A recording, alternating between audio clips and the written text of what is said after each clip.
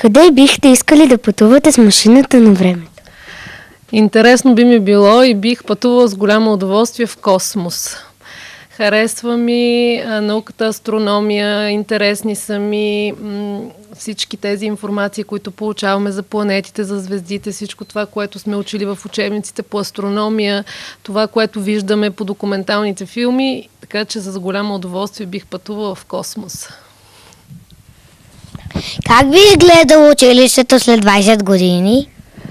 Ами на мен тук би ми било интересно да чуя и вашето мнение, как би изглеждало училището след 20 години. Аз мисля, че училището ще е все така красиво, училището ще е все така поддържано и ново, класните стаи ще бъдат все така препълнени с умни, талантливи деца, които ще ни радват.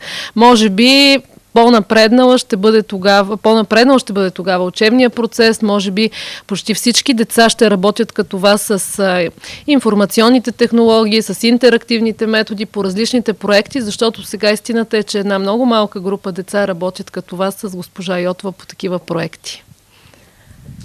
Каква е рецептата, която ще ни дадете, за да успеем в живота? За да успеете в живота, трябва да бъдете много отговорни, много постоянни, много трудолюбиви. Всички цели, които си поставяте, трябва да бъдат ясни и точни, така че да можете да ги преследвате, да имате един постоянен стремеж към тях, за да можете да ги реализирате. За какво си мечтахте, когато бяхте дете? Ами, за какво си мечтах, когато бях дете? Мечтата ми беше да стана учител по история. И наистина така се получи. Завърших Софийския университет и вече 11 години преподавам история на учениците. Това, което аз си играех като дете, моите игри бяха да пресъздавам учебен час в къщи.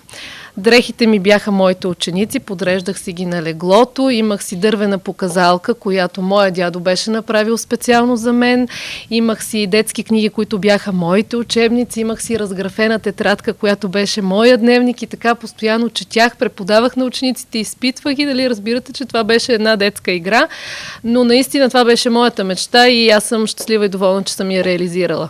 В интерес на истината не съм си мечтала за това да бъда директор на училище, така се стекоха обстоятелствата при мен, но установявам, че ми харесва и тази работа. Да организирам, управлявам, контролирам учебния процес и да съчетавам, разбира се, тази работа с преподаването на история.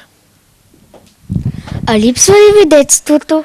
Ами да, липсва ми. Смятам, че детството е един много хубав период от живота на човека. Тогава сме много весели, много безгрижни, има кой да мисли за нас, нашите родители, има кой да ни обгрижва. И единственото, което ние трябва да правим е да проявяваме малко сериозност, когато вече сме ученици, но иначе сме много по-безгрижни и много по-щастливи. Успяхте ли да запазите детето в себе си? Аз мисля, че винаги ще запазя детето в себе си, просто защото работата ми е такава. Аз всеки ден комуникирам с деца. Училището ни е, знаете, основно. Учениците са малки от 1 до 7 клас. Вие сте едни весели и щастливи дечица, усмихнати. Аз смятам, че благодарение на вас винаги ще запазя детството в себе си. Благодарим за интервюто. И аз ви благодаря за въпросите.